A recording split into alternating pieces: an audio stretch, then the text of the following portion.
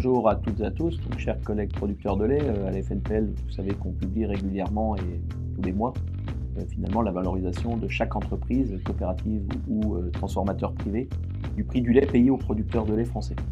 Il y a une petite innovation qui va arriver dès ce mois-ci, qu'on a retravaillé, c'est-à-dire que nous avons repris en compte la taille des entreprises, ce qu'elles représentent par rapport à la collecte nationale. Donc vous verrez, il y a des petits ronds qui sont bien explicatifs, ça veut dire que plus c'est gros, plus ils collectent de lait. C'est leur représentation par rapport à la production nationale.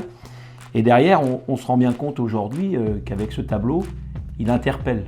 Parce que nous avons des entreprises qui sont sur le marché intérieur, des coopératives comme des privés qui s'engagent à rémunérer les producteurs et on le voit directement dans le tableau. Et on en a d'autres qui sont peut-être engagés sur d'autres marchés qui rémunèrent moins.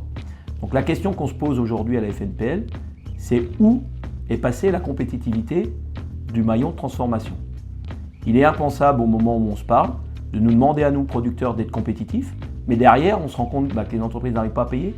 Donc j'aimerais qu'à l'ouverture des box de négociation, qu'on applique pleinement Egalim et qu'enfin on reconnaisse et qu'on sanctuarise la matière première agricole, celle qui permet de rémunérer les producteurs de lait, une bonne fois pour toutes. Ça veut dire que cet indice a augmenté cette année de 4,3%.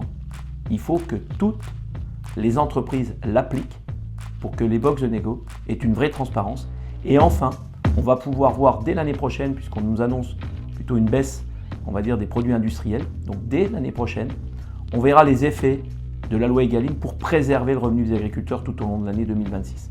Il est impensable d'entendre parler de baisse au 1er janvier, alors que nous avons déjà engendré plus de 50 € sur l'année dernière, sur 18 mois en arrière. Et si je prends un exemple tout bête, c'est qu'aujourd'hui, sur une exploitation de 500 000 litres, c'est 177 000 € de moins perçus sur les 5 dernières années dans la ferme France. C'est juste inacceptable.